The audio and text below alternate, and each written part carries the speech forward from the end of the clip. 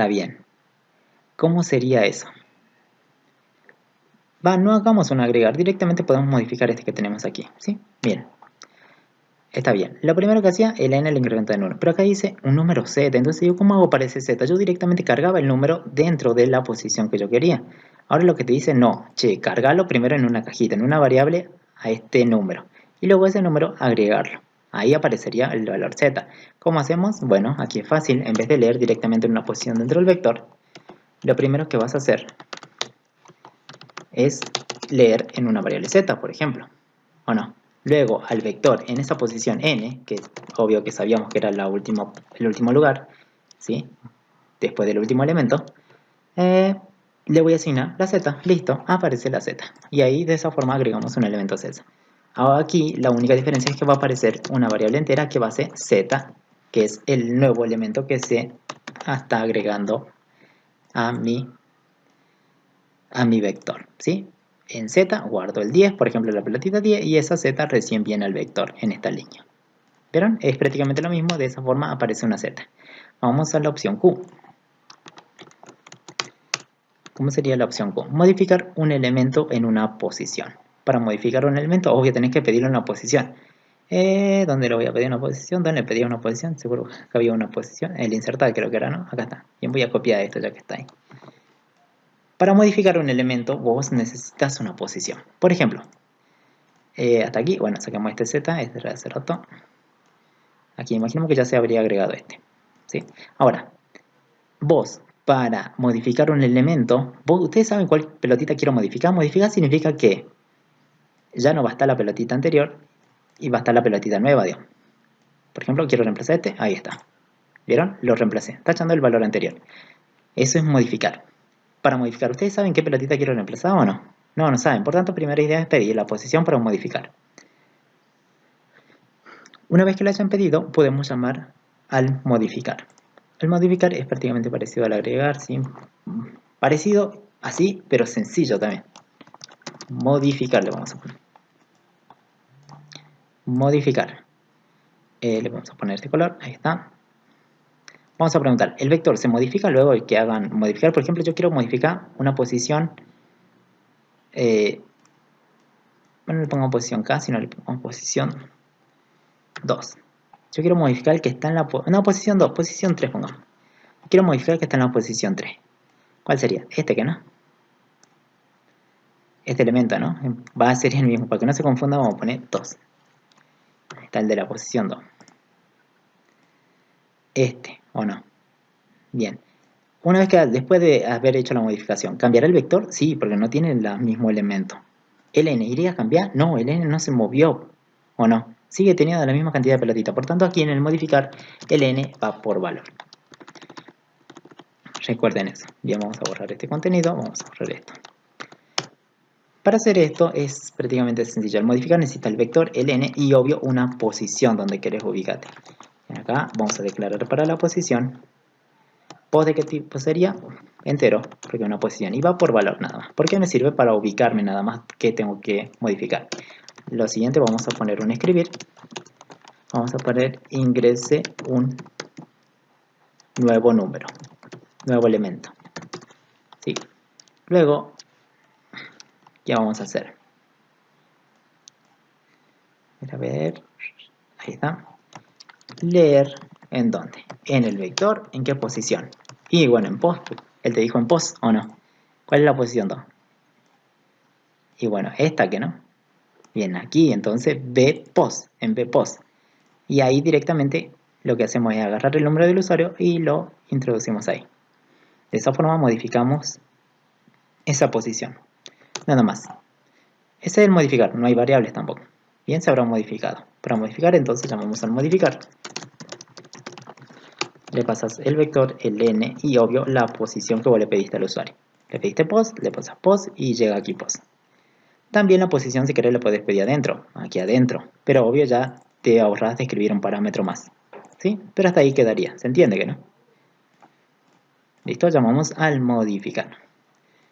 Leer en esa posición. Nada más.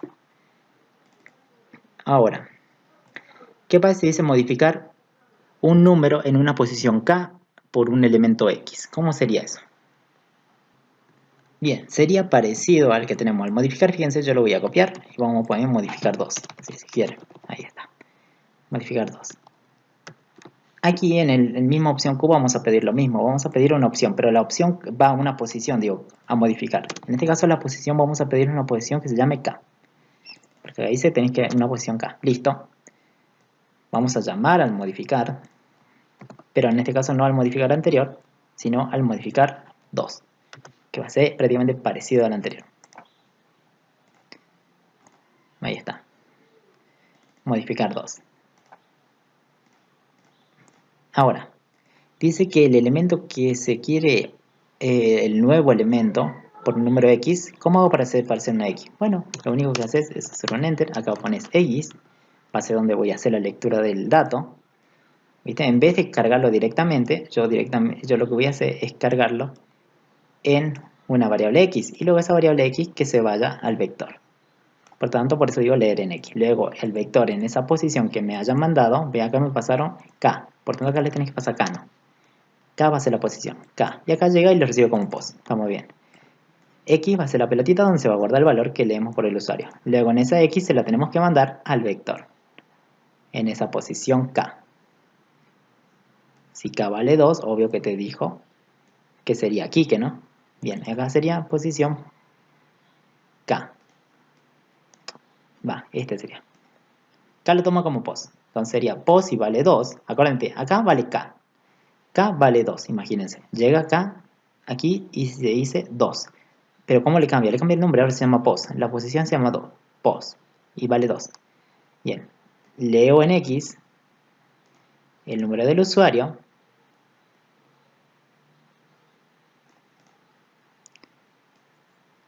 Leo en X el valor del usuario, o sea, este 3. Lo guardo aquí en X. Luego, el vector en esa posición que te hayan mandado, vos le vas a asignar la X. La diferencia con el anterior es prácticamente que esto requiere de una variable. Entonces entero es la X, porque si esta X es de tipo entero, el vector tiene entero, entonces tiene que ser de tipo entero, ¿que no? La X. Obvio, ahí se iría a guardar el 3. Bien, ¿vieron la diferencia? Y se apareció una variable nada más, había que aparecer una variable X. Bien, y la posición se tiene que llamar acá. Bien, ahí está. Acuérdense, son las dos formas de poder hacer modificar. O hay varias formas, ¿sí? También, como les dije. Vamos a hacer otro.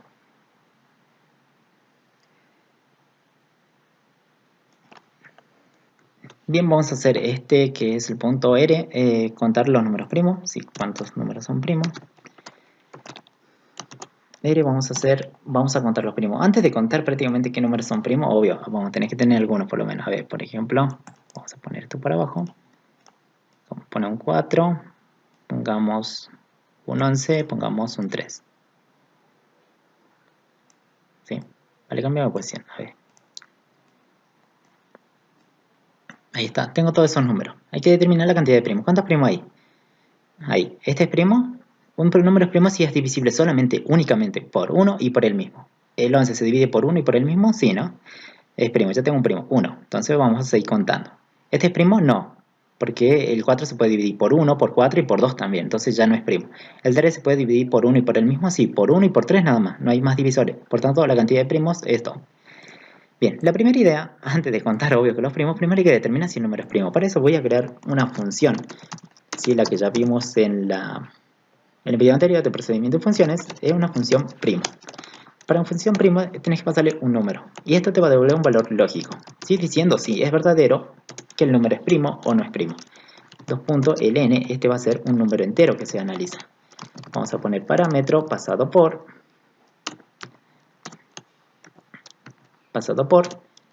y acá le vamos a poner por valor, porque es una función, ¿sí? Vamos a poner variables, inicio, fin y fin de la función. Y en esta función te tiene que devolver si el número es primo o no.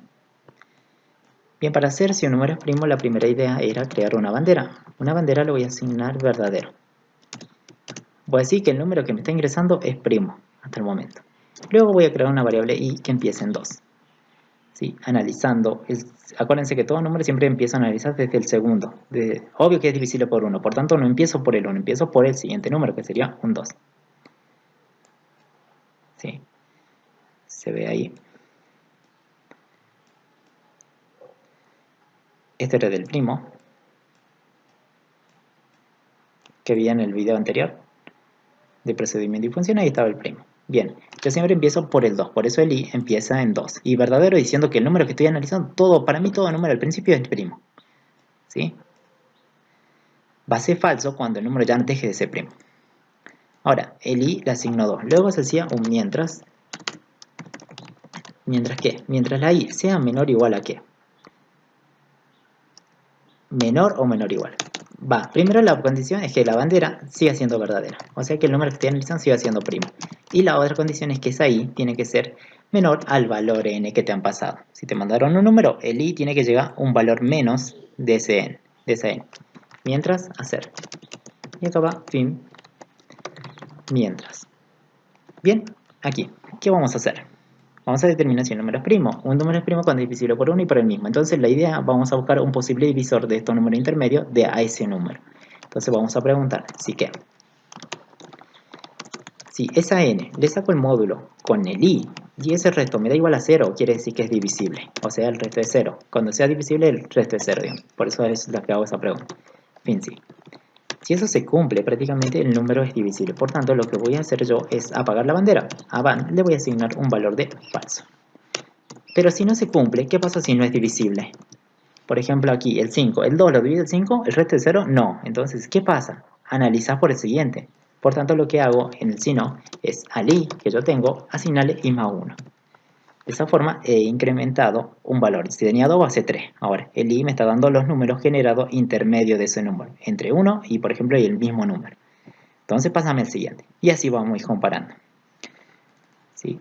En caso que haya encontrado un divisor, la bandera se apaga y cuando haga la otra repetición, obvio que no se va a cumplir. Por tanto, va a terminar.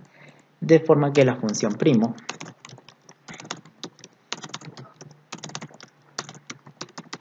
a primo le vamos a asignar lo que vale la variable van. Por eso devuelve un valor lógico, porque van es de tipo lógico. Vamos a definir la variable. Lógico, ¿quién es? La variable van. Entero, ¿quién es? La variable i, que me genera los números, y no hay ninguna más. El n ya está definido acá como parámetro. Si este lo vamos a pintar en color 3. Ahí está. Primo me devuelve eso. Si el resto es 0, ¿no? Entre ese número y lo que vale i. Tenemos este que me determina si el número es primo o no. Bien, ya tengo una función que determina si los números primos. Lo otro que me falta es contar nada más. Para eso voy a crear otra función aquí.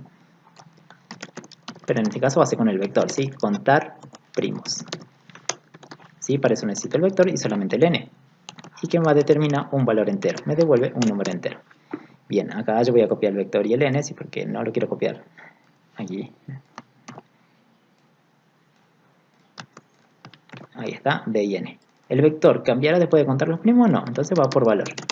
El n tampoco iría a cambiar, por tanto va por valor. Variables, inicio, fin y fin, función. Bien, vamos a hacer una función de forma que esta me cuente los primos. Entonces la primera idea para que vos contés los números primos es que primero tenés que recorrer. Bien, aquí entonces la primera idea es recorrer el vector. ¿Y cómo lo recorren? Obvio, hacemos un para, ¿no? Para i, ¿desde dónde empieza el i? Desde 1, o sea, empieza desde aquí hasta donde tiene que llegar, o hasta el último elemento, que sería n, ¿que no? Bien, entonces para i desde 1 hasta un valor de n, o sea, hasta la cantidad de elementos del vector. Hacer. Fin para. Ahora lo que vamos a hacer, ¿qué necesitamos? Contar, ¿qué no? Por tanto necesita un contador. Ah, bien, voy a poner un contador, porque si no me estoy olvidando. Contador primo. Cont primo. Va en 0 porque no tengo nada al principio. Ahora bien, ¿cuándo voy a contar los primos? Cuando el número sea primo. ¿Cómo hago eso? Vamos a preguntar primero sí. Y acá, en esta condición que vamos a armar, vamos a llamar a la función que tenemos arriba. A la función primo. Si como este primo te tira un resultado, directamente lo puedo poner dentro de la condición del sí. Voy a llamar che primo vení. ¿Qué le tenés que pasar como dato a la función esta cajita? Un n que es de tipo entero. Aquí, ¿qué le va a pasar a vos? Le vamos a pasar una posición, una pelotita del vector. Anda, analízame esta pelotita del vector. Esta función primo, todo lo que estoy coloreando, ¿qué te va a devolver? ¿Verdadero o falso? Pero eso para que sea condición vos lo tenés que comparar. Si eso que me devuelve la función es igual a verdadero, ¿qué quería decir entonces? Que el número era primo, ¿que no? Si el número es primo, entonces aquí recién lo cuento. Aquí dentro voy a poner al contador con primo